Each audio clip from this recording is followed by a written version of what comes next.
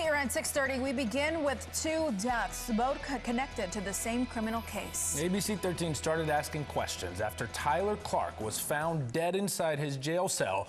This less than 4 months after he was convicted of family violence and aggravated kidnapping, sentenced to life in prison. But he's not the only death that we are learning of tonight. ABC 13's Micah Hatfield joining us now live from Montgomery County with more on this story. Well, this is a case we covered just recently. We were at Tyler Clark's sentencing, and there were fireworks that day. It was a memorable one.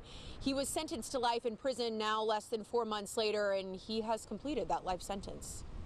But I'm going to read my statement. Whether you want to hear it or not, I'm going to be the last voice that you hear before you spend the rest of your life in prison. And little did Tyler Clark's victim know when she made that statement in court that the rest of his life would only be less than 4 more months.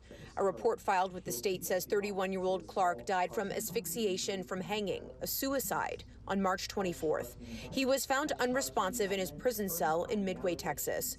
Clark was convicted of family violence and aggravated kidnapping and sentenced to life. He brutally beat his girlfriend at the time to the point where she was unrecognizable while he had her in his tow truck and dumped her off at a park.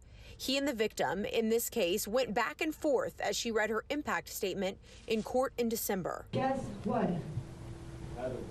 Guess what, Tyler? What is this about? This is about you hurting me. This is not about anything else. Clark was in the process of appealing his conviction at the time of his death, but 3 weeks prior to his own death, his hired attorney representing him, Austin Smith, was found dead in a car. The medical examiner ruled that he died from the toxic effects of several drugs.